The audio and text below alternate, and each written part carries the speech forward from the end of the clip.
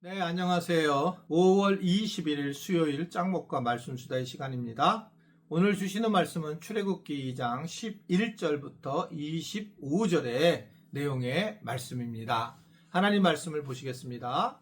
모세가 장성한 후에 한 번은 자기 형제들에게 나가서 그들이 고되게 노동하는 것을 보더니 어떤 애굽 사람이 한 히브리 사람 곧 자기 형제를 치는 것을 본지라. 좌우를 살펴 사람이 없음을 보고 그 애굽 사람을 쳐 죽여 모래 속에 감추니라. 이튿날 다시 나가니 두 히브리 사람이 서로 싸우는지라. 그 잘못한 사람에게 이르되 내가 어찌하여 동포를 치느냐 하매 그가 이르되 누가 너를 우리를 다스리는 자와 재판관으로 삼았느냐. 내가 애굽 사람을 죽인 것처럼 나도 죽이려느냐. 모세가 두려워하여 이르되 일이 탈로 되었도다. 바로가 이 일을 듣고 모세를 죽이고자 하여 찾는지라. 모세가 바로의 낯을 피하여 미디안 땅에 머물며 하루는 우물 곁에 앉았더라. 미디안 제사장에게 7딸이 있었더니 그들이 와서 물을 길어 구유에 채우고 그들의 아버지의 양떼에게 먹이려 하는데 목자들이 와서 그들을 쫓는지라. 모세가 일어나 그들을 도와 그 양떼에게 먹이니라. 그들이 그들의 아버지 르우엘에게 이를 때에 아버지가 이르되 너희가 오늘은 어찌하여 이같이 속히 돌아오느냐. 그들이 이르되 한 애굽 사람이 우리를 목자들의 손에서 건져내고 우리를 위하여 물을 길어 양떼에게 먹였나이다. 아버지가 딸들에게 이르되 그 사람이 어디에 있느냐. 너희가 어찌하여 그 사람을 버려두고 왔느냐. 그를 청하여 음식을 대접하라 하였더라. 모세가 그와 동거하기를 기뻐하매 그가 그의 딸 십보라를 모세에게 주었더니 그가 아들을 낳음에 모세가 그의 이름을 게르솜이라 하여 이르되 내가 타국에서 나그네가 되었음이라 하였더라. 여러 해 후에 애굽 왕은 죽었고 이스라엘 자손은 고된 노동으로 말미암아 탄식하며 부르짖으니 그 고된 노동으로 말미암아 부르짖는 소리가 하나님께 상달된지라. 하나님이 그들의 고통 소리를 들으시고 하나님이 아브라함과 이삭과 야곱에게 세운 그의 언약을 기억하사 하나님이 이스라엘 자손을 돌보셨고 하나님이 그들을 기억하셨더라. 자, 모세가 어느 정도 성장을 해서 히브리인을 괴롭히는 애굽 사람을 만나게 되고 그를 죽여버립니다. 괴롭히는 걸 보고 그리고 도망을 하는 거예요. 그리고 이제 미디아 제사장인 이드로의 딸을 도와서 거기에서 삽보라와 이제 결혼을 하게 됩니다. 그런데 하나님은 그 시기에 이 모세가 여기 있는 시기에 이스라엘 백성의 탄식을 들으면서 기도 응답을 준비하고 계셨다라고 하는 것이 오늘 본문의 내용의 긴 말씀이라 이렇게 볼 수가 있습니다. 오늘 말씀을 보면 이 하나님 방식으로 사명이 이루어지더라라고 그렇게 말씀을 하고 있는 걸 볼 수 있어요. 이게 이제 지금 어떻게 보면 모세가 사람을 죽이게 되고 바로가 이 일을 알게 되고 그래서 모세가 도망을 간다는 겁니다. 모세는 자기를 민족을 도와야 된다라고 하는 것을 말씀드린 것처럼 어머니를 통해서 알게 되었을 거고 그런 열정이 있었을 겁니다. 그런데 그는 어떻게 했느냐? 하나님께 기도하고 하나님 방식으로 일을 한 것이 아니라 결국 하나님의 뜻의 방식이 아니라 자기가 욱하는 것으로 결국 애국 군인을 죽이게 되었다라고 하는 겁니다. 여러분, 이거는 어떻게 보면 살인을 한 거예요. 사람을 살인하는 것은 어떤 것이든지 간에 이것을 인정받을 수가 없죠. 그러니까 사람을 살인을 하게 된 것 이 자체가 결국은 문제가 되고 이러한 잘못된 열정 자체가 그를 이제 멀리 도망가게 만드는 상황이 되었다라고 하는 것을 볼 수가 있습니다.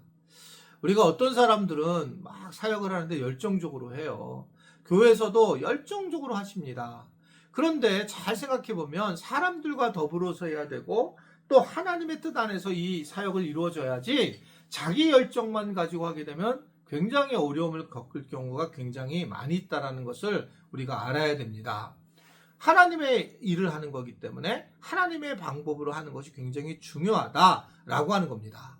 여러분, 내가 하나님의 일을 하는데 내 방식으로 일을 하는 것이 아니라 하나님의 방식으로 일을 해야 된다라고 하는 것을 생각해 봐야 돼요. 그래서 늘 그것을 우리가 점검하는 것이 굉장히 중요하다.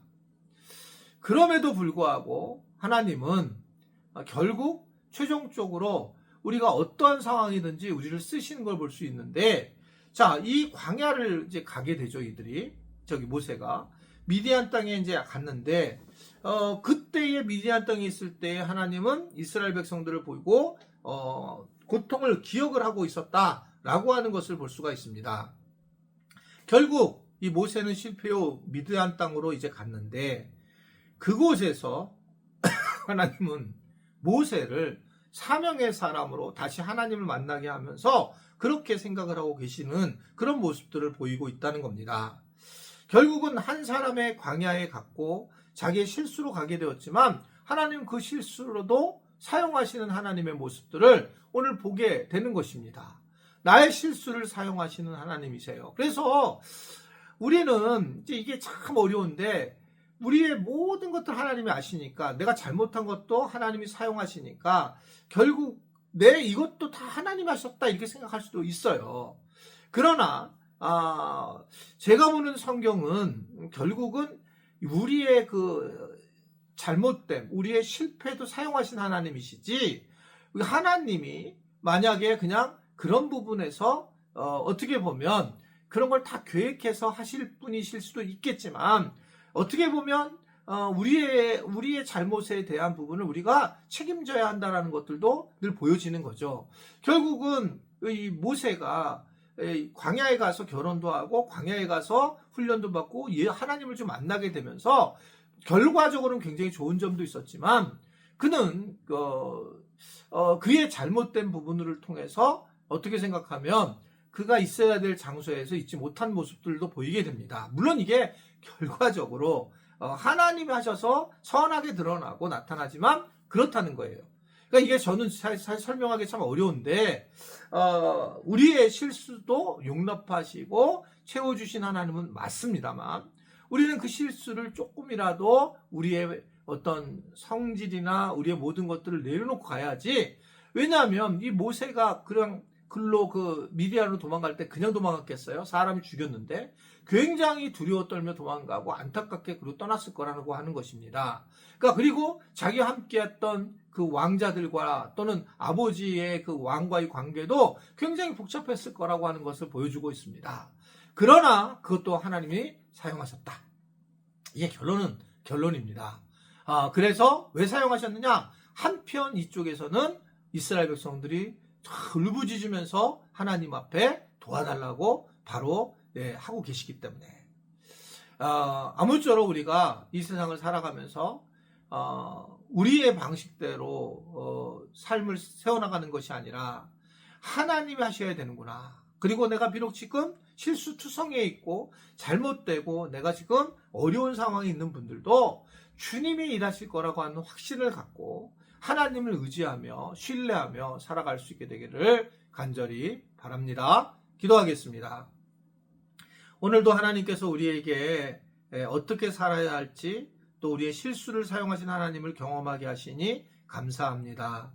우리가 잘못된 것들에 대해서 인정하고 이것에 대해서 또 하나님 사용하신다는 걸 알고 그 잘못에서 헤어져 나오는 것이 아니라 잘 이겨내서 하나님의 뜻 안에 쓰임받는 모세와 같은 종들이 되도록 우리를 붙들어 주옵소서. 예수님의 이름으로 기도드리옵나이다. 아멘.